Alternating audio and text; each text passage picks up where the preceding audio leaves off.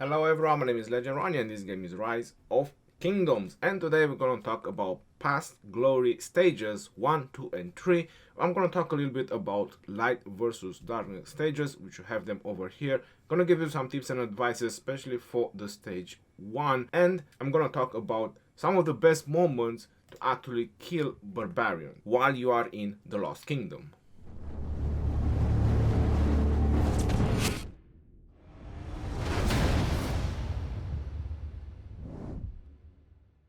Hello everyone and welcome back to another Rise of Kingdom videos. My name is Legend Ronnie and today we're gonna talk about the past glory event, like I mentioned, light versus darkness, and some of the best moments when to kill barbarians while in the Lost Kingdom, because resources, speed ups, this is something that everyone needs at any time in the game. We're also gonna open some of these boxes, or if not all of the boxes, in the same video, and I'm also going to open the gold keys, 128 gold keys, because one of the stages in the past glory event, we're gonna have utilities for the gold keys. And going right into it is going to be the stage 3. So this is the event when you're rebuilding your Crusader fortress from your home kingdom. In order to start those stages, you need to make sure that you will capture your Crusader fortress. Noticing it says here rebuilding, so we are on the stage 2 right now. On the stage 1, when you're rebuilding the Crusader fortress, you're donating resources or gems to actually get Crusader chests. Those Crusader chests contain action points, some of the most important items, and speed ups, particularly more research speed ups. When is it actually good to donate gems on the stage 1? It's only when you want to go for the design. So if you go on the honor roll, on the rankings, on the individual rankings, the top 20 players will obtain, if you end up on being in the top 20, because this is a 45 day plus event, so there's a lot of honor that you need to get for it, and meaning that a lot of action points is being spent. So if you end up being in the top 20, you get one of these unique legendary designs. Right now we have Flight of the Heron. So going back to the stage 1, when you donate resources or gems, I would say that that's pretty much for the medium spenders, or probably for the high spenders, when they want to go for the designs or they desire more action points. There's only two reasons why it's actually worth it to donate gems on the stage 1 of the past glory event, and that is if you still need research speed ups, or the second, if you need action points. So I'm just gonna go ahead and open all my supply chests right now, just to have a roughly idea what you can get from it. I donated in KvK 1 and KvK 2 500,000 gems in KvK 1, 500,000 gems in KvK 2. One time I got about 320,000 action points, which is highly worth it, and the second time I got about 180,000 action points, which I didn't find it so worth it. The reason I'm saying that that's the only reason, because how to get action points, that's very limited ways how you can actually get action points. It's literally just events, or if you go on the daily special offers, when you get the treasure of the king, you get 500 action points. There's no bundle or no other way to get action points. So once you run out of action points, what is gonna pop over here when all this is gone is gonna pop up a gem use. So it's gonna start 500 action points with 50 gems, then the next 500 action points is 100 gems, and it keeps going up, 150 gems for the next 500, and so on. So if you actually run out of potions, gems, and I believe it's kind of unlimited, the only way how you can actually get action points, but at some point it becomes so expensive to keep buying the action points that it's literally not worth it. I've seen players doing like 6,000 gems for 500 action points just because they were going really crazy for this honor roll events on the individual to actually get the design. So that's why it's better, if you actually planning to go for one of the design, just make sure you donate on the stage 1 when you're rebuilding the fortress, so you can actually get action points instead of just doing bad investments with your gems. So 91 chest max, let's use, because we were talking about stage 1. So I got some arrow of resistance, which obviously I don't need, some gems, a little bit more gems, and there is the action points, which bad luck for me, I do have to say, is not quite a lot. And there is the research speed ups, which is quite significant for 91 chests. 51 hours plus another 27 hours. So the speed ups is consistent, but the action points is not so much. And I got about 1,000 gems. I only spent resources getting these chests using the normal generation. If I would have done gems, obviously this would have looked much better. Even the action points. So this is 5,000 action points. I'm pretty happy with what I got, to be honest, because I just spent wood, which I don't really need, to get all this. And it's also a very good way to get individual credits, but I'm not sure if it's worth it to throw away gems to get individual credits. So that was the stage 1. Going on to the stage 2, we can also talk about when is some of the best moments to spend your action points in the Lost Kingdom. So right now we are going on the stage 2, and it says over here on the honor points, governors will be able to claim rewards for every 10 barbarians troops defeated and every 3 barbarian force destroyed. Now I know for a fact, I hope I'm pretty sure, I'm not really so enthusiastic about killing forts. To tell you the truth, it's not really my thing. But I know you get books of covenant, so if there is players that are still working on their castle and they believe that this is the way to actually do the stage 2 on the past glory when you're rebuilding your fortress, to do barbarian fort, to actually get more books, then definitely you can go for it. I personally prefer to do barbarians because 1, you kill them much faster, and you need less action points to get this chest, but you don't get from this chest, you don't get books of covenant that you actually need them for your castle. So if I'm gonna open a couple of them, you notice that I get resource cards and experience cards. So this is pretty much, and I forgot about it, you get some credits as well, alliance credits. I literally forgot about that. I thought it's just resources, and it's pretty much resources the way it seems, and experience. But the point about being is that while you're killing barbarians in the Lost Kingdom right now, you get 3 important things. Because when the stage 2 starts, this happened in every KvK of mine. So this is not something that I'm making up. This happened in every KvK. Right now we have the low heart trial, and when it's not low heart trial, sometimes it's the strategic reserves. So you're getting rewards for the low heart trial. 1, you're helping your kingdom build the fortress faster, and 3, you're getting those chests right from rebuilding the fortress. Not to mention the other 2 points when you're getting gems and resources by just killing barbarians, and you're also generating honor for either your alliance, your kingdom, or your individual rewards. Because a lot of players are asking the question, is it worth it to kill lower level barbarians? Because right now we are in the province, so the highest level barbarians that we can get is 29. Rarely you see 30 or a little bit higher levels when it's around some of the buildings. They do spawn the 34, the 35, but those are really rare. You can't really just rely on those. The general ones is up to level 29. So the question is, does it actually worth it to throw action points or level 29 barbarians, for example? Yes, it does.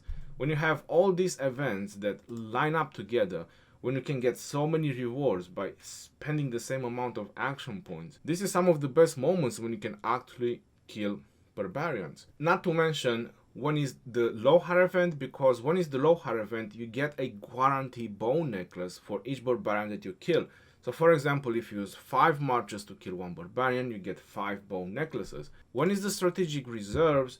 The strategic reserves have a chance to drop some of these supply boxes, and at some point you get to the daily limit and you no longer get more boxes. So killing barbarians, during the strategic reserves, it is an actual limit how many supply boxes you can get. But on the low heart, there is no limit. So this is all resources that you can actually generate yourself by just killing barbarians, gems, and plenty of other rewards. I remember one time, it was in KvK 1 or it was in KvK 2, I'm not 100% sure, we had the low heart trials and we had the strategic reserves.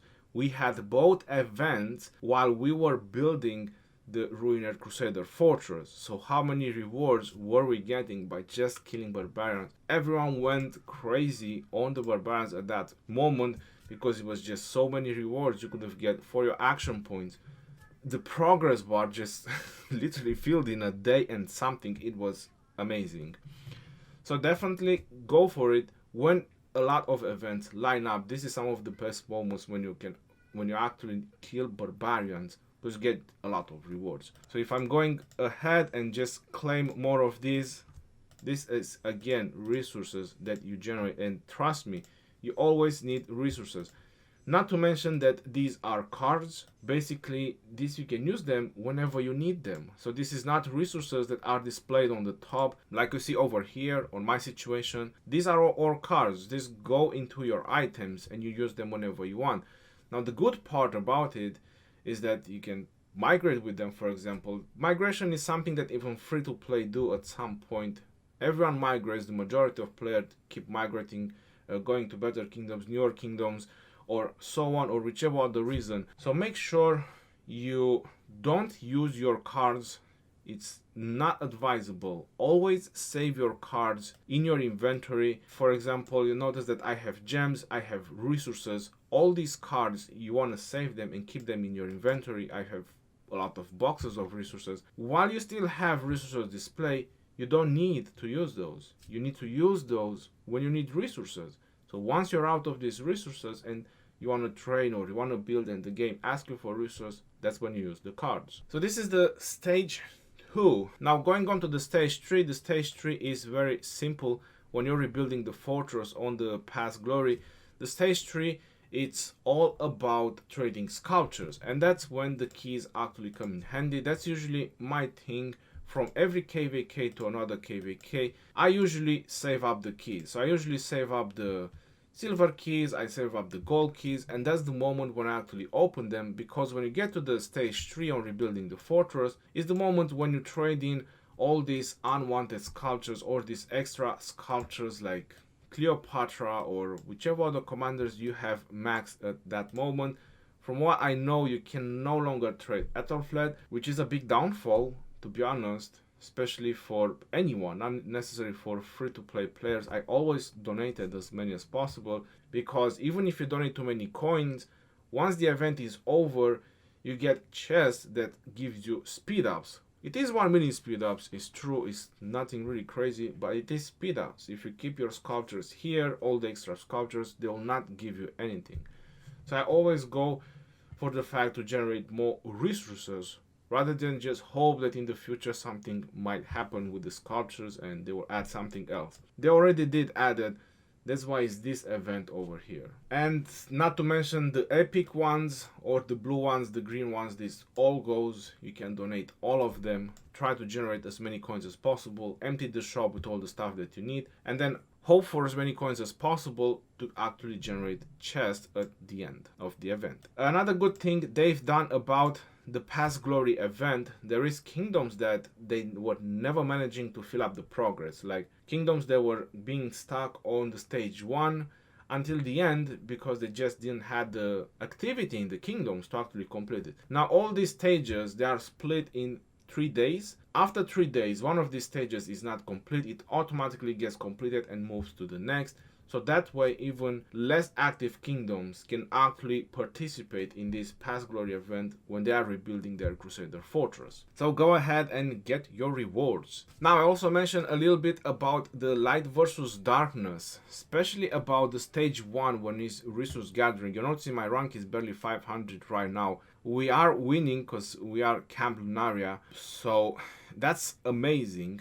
If we are looking at the rankings on the Camp Solaria, there's some players with quite some points, to tell you the truth, which they will definitely get some of the best rewards they can. Then you have on the Camp Lunaria, which as well some players have some amazing scores, while my rank is 500 with 1.3 million, and I've been gathering like crazy. And I was wondering, what am I doing wrong? Like, I'm gathering non-stop, right? I'm on the mother load, I'm gathering gold. What am I doing wrong? So I want to explain to you how these players get actually high rankings.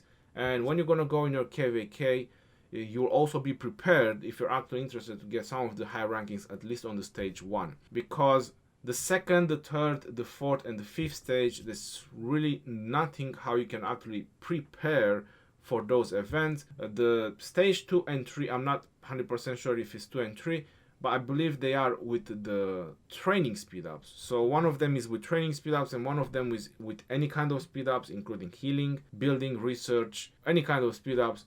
I know one of them is with Barbarian Force. I know because I hated it.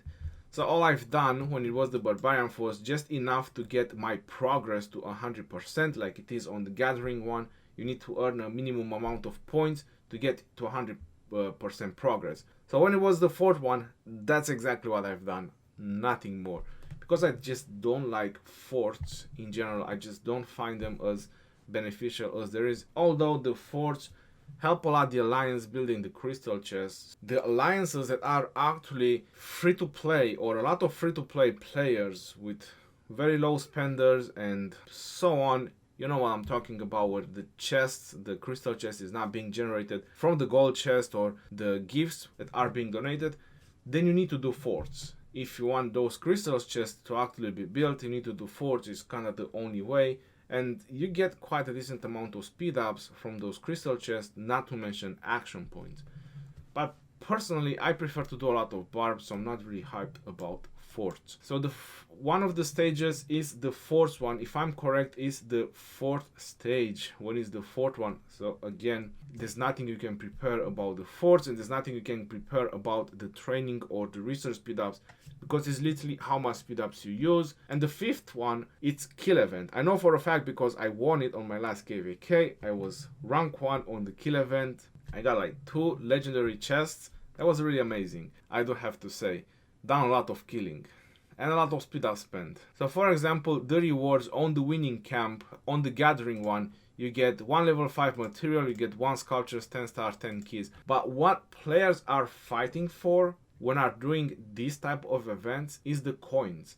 For the Soluna coins, the losing camp, they get half of it, right? And this is just for the rank ones. You're noticing that you go further down, so whoever is winning, it helps with the coins, and these coins helps a lot the kingdom, because the kingdom will be able to donate to more research, the kingdom will make more honor, and it's not just the kingdom, it's the players as well, so it helps everyone. But this is what everyone is actually fighting for when they are going for these events, is the Soluna coins. So going back at the part where you can actually prepare for the stage 1 resource gathering. Before you go into the KvK, this is when this stage actually starts. The moment KvK started for your kingdom, that's the moment this event starts. Before that, everyone knows you have the pre-KvK event, which is made of 3 stages. So you have the stage 1, which is Marauders or Barbarian killing, the special Barbarians. You have the stage 2, which is Troops training, and then you have the stage 3, which is Marauder encampments or the special forts. This is on the pre-KvK event. Everyone wants to kill Barbarians because those chests are amazing. Everyone wants to get those rewards. But then you have the training, and then you have the forts. So in order to prepare for this stage, you might need to skip the forts, because you have 6 days. Each of those stages is 3 days. The Marauders, the training, and the forts is 3 days each. So once you've done the Marauders and the training starts, that's when you can prepare for this stage 1. So you have 6 days of preparation. How you can prepare? You use 1 army expansion, you get out 5 marches of your city. If you want to keep killing barbs and spending your action points, then you might have to do only 4. With those 4 marches, you need to gather gold and you need to gather gems, because you're noticing that the highest amount of points is by gathering gold and gems. So you fill up those 4 marches, because you, like I said, you still want to kill some barbs, so you want to kill 1 march out, a Lohar, and with someone else you're probably leveling up, so you can keep spending your action points, because obviously that's resources you're gonna lose if not. So with 4 marches, you gather gold, you gather gems. When this event starts, you want to make sure that this event started. Even if you're in the home kingdom, it still counts. You get in those 4 marches and you start with about 1 million and a half points ahead. And this is what I pretty much gathered in 4 days of this event, and you can just literally start with that amount of points. So that's the tip. That's how you can actually have a head start on the stage 1 on resource gathering event. But like I mentioned, that means that you will have to skip the 4th stage, because you'll have only one march. You cannot join forts. You'll have to keep that march on killing barbarians. So that's pretty much about the past glory stages, light versus darkness. Let me go ahead and let me claim these rewards, and then we're gonna get on opening the keys and opening some chests, because the next video after that is gonna be a forging event. So credits, that's really nice. Resource cards, more credits. I'm definitely down for credits, I have to say. More resource cards, yes, credits, more credits, please. Experience, okay, I don't really need experience, but it's fine, I'll go with experience as well. More resources, give me the resources. So what I'm basically going to do after this video is basically just go ahead and keep smashing those barbarians so I can keep getting these chests and keep getting the low necklaces and see how far I can get. Alright, so that was a nice amount of rewards. Now let's go ahead and open some chests. I'm gonna start with the supply boxes. I'm gonna keep the bow necklaces because I want to see how far I can go before we're gonna complete this stage on rebuilding the fortress. So let's go 922, open all, 34 silver keys. Look at that, healing speed ups, resources, training speed up, building, and 9 gold keys. So that was a really nice opening. Usually it doesn't go like a gold key per 100 chests, so I would say that this was really lucky. Let's open 108 of these, 79 silver keys, why not? Everything helps. Now this is the moment that I'm actually hoping for to get what I want, because on this chest it says Iron's Choice and I have 16 fragments. I need 14 fragments more to make a blueprint. Now, will I gonna be that lucky to get 14 fragments in 60? Let's find out. I'm really curious. Let's 60 use, and I only got 6 fragments. And I only got 80 of the Wineswept boots. I was actually hoping to get more fragments because I really need a lot of boots. Yeah, that's a little bit of a bummer. Now I'm just barely gonna have 22 fragments, meaning that I might need at least 2 more months to complete my Iron's Choice. That's really bad to actually wait so long to complete a blueprint. Anyway, it is what it is. My bad luck. I heard a lot of players telling me that you need to open by 3. I tried that on my alt and it went horrible, and I want Iron's Choice on my alt as well. So I'm not going 3 by 3. I'm always going to open all from now on. I know these are materials, and this is going to give me a lot of materials. I'm really hyped about this chests, and whoa, look at that, 90, 80, 60, 110, 40, and some blues as well. This is really good. I really like this. And we have 500 treasure of the warrior. Let's go ahead and let's use this as well. Max 502, why not? So almost a full blueprint on the clown racers. That's amazing. Quite a decent amount of materials. I know it's nothing crazy on this chest about materials, but when you save so many, it seems to actually look pretty nice. This is about 2 months of saving, give or take. It's still some materials. Let's see, Golden Age, 25 fragments. That's a lot. I don't usually get that many. Definitely worth saving. Who doesn't like materials and opening things up?